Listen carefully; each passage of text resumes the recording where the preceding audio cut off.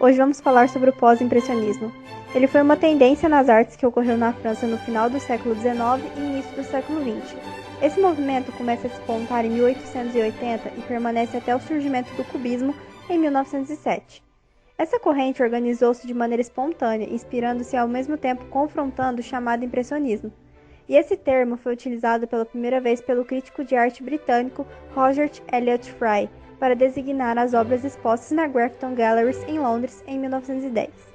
A exposição incluía pinturas de Paul Cézanne, Vincent van Gogh e Paul Gauguin. Ao lado do pintor francês Georges Seurat, eles foram os mais importantes representantes dessa nova tendência. Os pós-impressionistas valorizavam a expressão do lado subjetivo, humano, emocional e sentimental. Dessa forma, o novo espírito que surgia se distanciava do impressionismo, na medida em que não buscava somente elementos técnicos, estudos da luz natural nos objetos e a reprodução da realidade, como fizeram seus antecessores.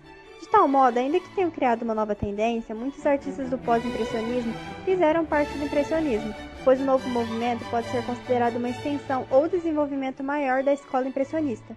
Em resumo, os artistas que compõem o pós-impressionismo buscavam novos estilos, determinados por novos conceitos e formas, mas ainda assim utilizando intensamente elementos como a luz e a cor em suas obras.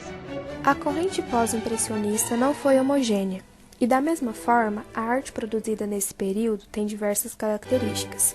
Entretanto, as principais são o subjetivismo, que mostra a realidade do sujeito, a liberdade cromática, ou seja, a liberdade da cor, a valorização da luz e textura, a técnica pontilhista, que é aquela em que pequenas manchas ou pontos de cor provocam pela justaposição uma mistura óptica nos olhos do observador, a valorização de temas do cotidiano e a bidimensionalidade em detrimento da perspectiva. Por que bidimensionalidade? Porque ocupa duas dimensões no espaço, a altura e a largura.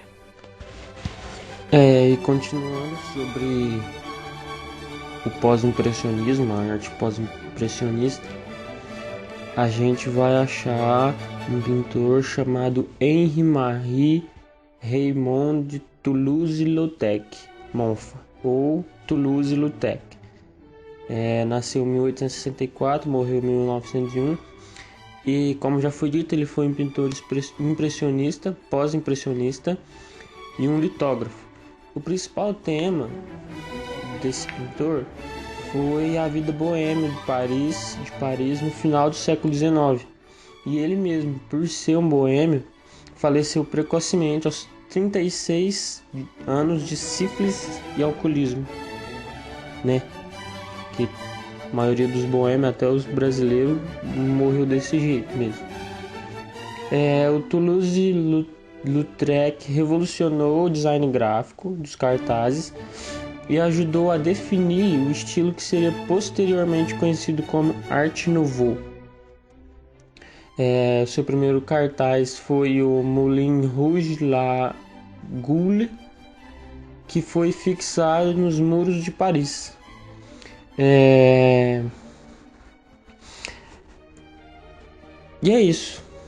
Esse é um breve resumo sobre a importância e a arte de Toulouse-Lautrec. Eu vou falar sobre o pintor Paul Gauguin, que foi um importante pintor francês pós-impressionista, que recriou linhas e cores e anulou a profundidade e reivindicou o direito de se expressar à sua própria maneira. Gauguin nasceu na França em 1848 e morreu em 1903 na Polinésia Francesa. Em 1873, ele casou-se e teve 5 filhos, e nessa época ele só pintava no seu tempo livre. Depois de um tempo, ele se separou e começou a se dedicar inteiramente à vida artística. Em 1874, Gauguin conheceu o pintor impressionista Camille Pissarro, que foi seu mestre e foi um importante incentivador para sua carreira artística. Nos anos seguintes, passou a expor paisagens no Salão de Paris. Nos seus últimos anos de vida, Gauguin se mudou para a Polinésia Francesa com o objetivo de obter inspiração artística nos povos da região. Seu estilo artístico tinha muita influência nas paisagens da América do Sul, devido ao tempo que passou no Peru durante sua infância. Suas pinturas também tinham uma representação simbólica e alegórica da natureza. Ele usava cores vivas e contornos marcantes e bem definidos, imagens exóticas e místicas com presença de visões idealizadas, e no fim de sua carreira teve uma influência de gravuras japonesas. Suas pinturas mais famosas são De Onde Viemos, Quem Somos, Para Onde Vamos e A Visão Depois do Sermão.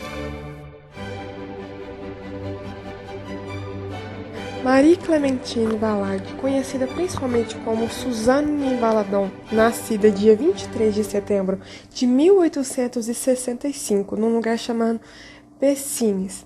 É uma comuna francesa na região administrativa da Nova Aquitânia e chegou a falecer em Paris no dia 7 de abril de 1938. Suas primeiras obras datam de 1892 e 1893, destacando-se entre elas o retrato de Éric Satie, então seu amante. Sua produção será marcada inicialmente pela estética dos pintores Pont-Aven, como Gauguin e Paul Sérusier, particularmente acentuada após a separação de seu marido, Paul Moussis, ocorrida em 1909. Passa então a dedicar-se exclusivamente à pintura, fortemente influenciada por Degas, Van Gogh e Matisse. Foi mãe do pintor Maurice Utrillo, conhecido tanto pelo estilo poético de suas narrativas nos subúrbios de Montmartre, quanto por sua conturbada biografia, desde cedo marcado pelo alcoolismo. Então, falando de um outro artista, do pós-impressionismo, temos Georges Pierre Seurat, um francês pioneiro do movimento pontilhista, que também pode ser chamado de divisionismo. Então, a técnica do pontilhismo, utilizada por Seurat, deu origem ao neoimpressionismo e foi extensivamente utilizada na arte do século XX, em diversas pinturas de diversos artistas. E também pode-se dizer que a teoria pontilhista foi precursora da televisão e da imagem digital. Paul Cézanne foi um pintor pós-impressionista francês. Sua obra radicalmente inovadora foi além do impressionismo em busca de uma nova arte. Suas obras serviram como ponte entre o impressionismo e o cubismo. Cézanne também nasceu em 19 de janeiro de 1839. Ele cursou de primeira mão, ele cursou direito por insistência de seu pai. E contra a vontade de seu pai, ele tentou se entrar na escola de belas artes, mas acabou não passando no exame de admissão. Um ano depois, ele retorna para Paris para tentar ingressar na academia, onde ele consegue e conhece vários outros pintores, como Monet e Renoir. O estilo de obra de Cézanne é pinturas de retratos, natureza morta e principalmente paisagens. Uma obra muito conhecida de Cézanne, uma das principais dele, é Maçãs e Biscoitos. Considerado um dos maiores pintores de todos os tempos, Vincent van Gogh produziu mais de 2.000 obras durante seus 37 anos de vida.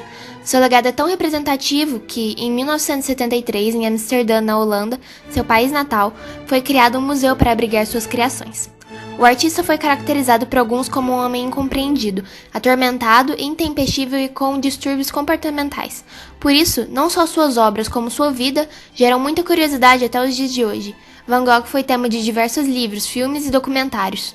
Nasceu em 1853 na Holanda, membro de uma família com condições financeiras. Teve 5 irmãos e um deles, Theo, foi seu melhor amigo por toda a sua vida.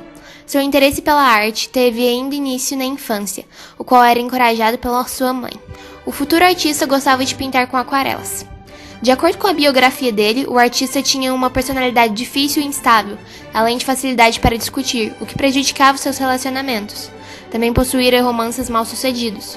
Ele isolava-se, tinha episódios de depressão e apresentou episódios de instabilidade mental e chegou a ser internado em hospitais psiquiátricos. Seu irmão, Theo, foi um dos principais apoiadores de sua arte, incentivando-o e até o ajudando financeiramente.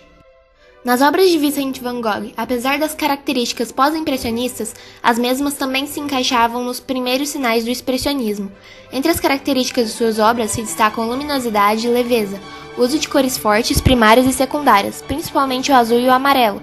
O artista também utilizava linhas fortes. Sua forma de pintar também era mais simples se comparada à de Paul Gauguin, que inclusive fez um retrato de Van Gogh em 1888 chamado Pintor de Girassóis. Os autorretratos também se destacavam entre as obras de Van Gogh, sendo estes mais de 40, com olhares expressivos representando seu estado de espírito. Um dos episódios mais conhecidos na história da vida de Van Gogh ocorreu em dezembro de 1888, quando, após uma discussão com seu amigo Paul Gauguin, ele teve um acesso de raiva e mutilou a sua própria orelha com uma navalha. Segundo estudos, em 1889, Van Gogh internou-se voluntariamente em um asilo para doentes mentais situado em Saint-Rémy de Provence, na França. Na ocasião, ele pintou algumas de suas obras de maior renome, entre as quais A Noite Estrelada. Conforme relatos, no dia 27 de julho de 1890, o artista estava ao ar livre em Anvers, em Val d'Oise, na França, quando resolveu atirar contra seu peito. Embora existam teorias de que o mesmo foi assassinado. Mesmo ferido, foi para casa. Foi encontrado por amigos e levado ao hospital. Os médicos não conseguiram retirar a bala do corpo de Van Gogh e ele morreu 2 dias depois, em 29 de julho de 1890. O artista pintou mais de 2.000 quadros, entre paisagens, elementos da natureza, retratos, autorretratos, café, representações de camponeses, flores, como o girassol, que era um dos seus favoritos. Também teve inspiração na cultura japonesa, e o seu legado inclui mais de 800 pinturas a óleo, especialmente nos 2 últimos anos de sua vida. A morte talvez não pareça algo difícil de acontecer. Eu mesmo declaro que não sei nada sobre isso. Mas a visão das estrelas sempre me faz sonhar. Por que, digo a mim mesmo, os pontos de luz no firmamento são inacessíveis para nós? Talvez precisemos da morte para alcançar uma estrela? E morrer de velhice para chegar lá a pé. No momento eu vou para a cama, porque é tarde. E desejo-lhe boa noite e boa sorte, de coração aberto. Com amor, Vincent.